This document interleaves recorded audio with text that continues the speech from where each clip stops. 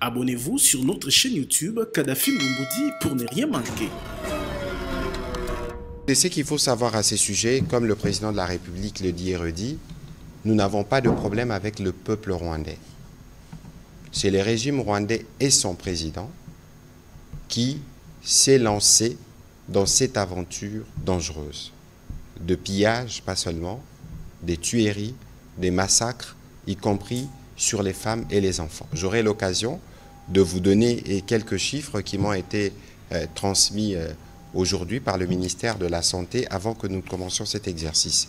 Et donc aujourd'hui, il faut considérer que les présidents rwandais et son régime seront passagers. De toute évidence, les pays sont appelés à exister pendant des années. Et vous comprenez peut-être que lorsque nous étions tous à l'école, en tout cas, à un moment donné, on nous a parlé de la guerre de 100 ans en Europe. Malgré qu'il y a eu la guerre pendant 100 ans, après, il y a eu des processus qui ont conduit plus tard à la création de l'Union européenne.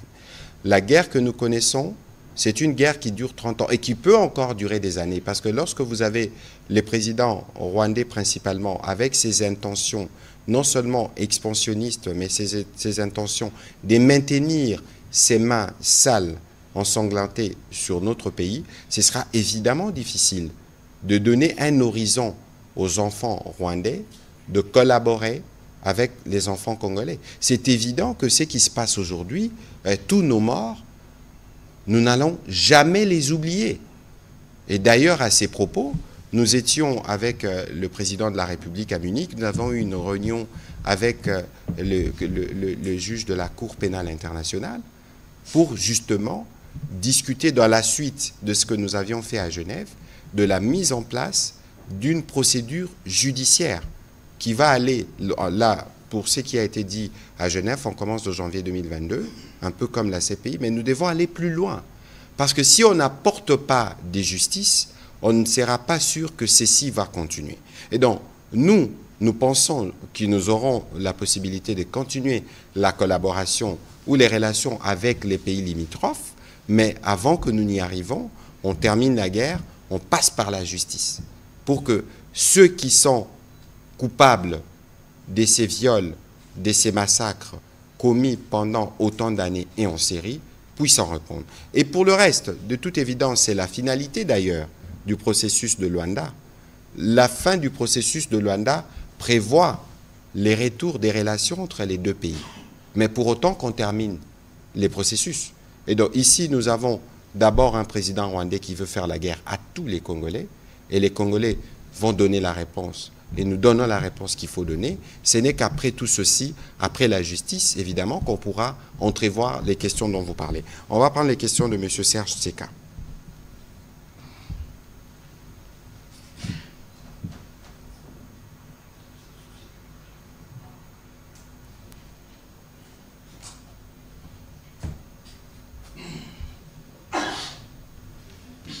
Merci, Monsieur le ministre, pour la parole. J'ai deux questions et deux autres préoccupations. Excellence, Monsieur le ministre, vous venez de parler de ce pays. Il s'est passé ce que nous savons à Goma. Exactement, si nous pouvons savoir où est-ce que nous en sommes avec les enquêtes, si elles ont déjà commencé, ou à une procédure quelconque pour charger les responsables de ces charniers. À Davos, on a parlé des dépenses, que la délégation congolaise aurait dépensé beaucoup plus d'argent. Je voulais avoir votre commentaire à ce sujet. Deux rumeurs. On nous parle du retrait des Glencore par rapport à la situation actuelle du pays et on parlerait, je l'ai dit au conditionnel, d'une chasse à l'homme contre le Swahiliphone, le peuple de l'Est. Est-ce que vous avez un commentaire à ce sujet? D'abord, je commence par le dernier point. Vous avez parlé des rumeurs. C'est extrêmement dangereux. Nous venons chercher l'information auprès de vous. Je continue. Pourquoi nous vous disons et nous répétons qu'il faut faire attention au poison rwandais? Ici, je précise que le poison, c'est les mensonges. Vous avez vu vous-même le président rwandais devant CNN. On lui pose la question, avez-vous des troupes dans l'est de la RDC? Il a répondu non. Et le monde entier a compris que c'était les premiers menteurs. Parce que c'est l'empire du mensonge. Première chose. Deuxième chose, quand vous suivez le faux narratif de dire en RDC, on fait la chasse aux Tutsis, nous devons faire la chasse aux FDLR. Dites-moi, les FDLR, ils sont à Goma? Ils sont à Bukavu? Les vraies motivations de la guerre sont celles que mon collègue a expliquées. Ici, en République démocratique du Congo, je les disais tout à l'heure, et comme je l'ai dit chaque jour, nous sommes 26 égale 1. Pourquoi depuis toutes ces années-là, nous vivons, il y a évidemment des conflits communautaires qui sont gérés, pourquoi on ferait la chasse aux swahiliphones aujourd'hui? Donc moi, si on doit me chasser, parce que je le suis en partie. Alors ça, c'est du poison rwandais. J'ai entendu, quelqu'un m'a appelé tout à l'heure, une voice note qu'on attribuerait à la maman du président. Mais toutes ces choses-là, ne comprenez-vous pas que nous sommes dans une guerre et que dans cette guerre, ce n'est pas pour rien que nous disons que vous tous, vous êtes des soldats ou des officiers dans cette guerre, parce que c'est aussi par là que le poison de la division passe. Parmi vous ici, mais nous avons des Baswahili. Ont-ils été chassés? Comment vous faites pour reconnaître un Mouswahili? Et si vous regardez bien, dans la plupart, parce que j'ai reçu une vidéo à propos, vous avez une voix qui dit, qui cite, « Ah, tel Aza, tel, Rwandais ». Mais faites attention, parce que la tactique, c'est laquelle? C'est de faire une infiltration. La personne qui filme peut prendre une vidéo fausse. Et quand il prend ça, eux, ils peuvent s'en servir pour dire, voilà, regardez là-bas, il y a les discours de la haine. Et ça, c'est des choses qui sont totalement fausses. Ceci ne veut pas dire que demain, on peut avoir on a un conflit à l'entrée de Kinshasa. On a le conflit qui a été résolu en province orientale. Entre les communautés, il peut toujours y avoir des tensions, mais il ne faut pas les raviver. Pourquoi aujourd'hui tous les Congolais se sentent blessés? Mais c'est parce que nous tous, nous sommes en solidarité avec nos frères qui sont à Goma et qui sont dans toutes les zones sous occupation. Et donc il faut faire attention, parce que lorsqu'on veut nous conduire, et j'ai vu d'ailleurs un brûlot dans ces sens, des gens qui tiennent à tout prix à raviver ces démons de la division.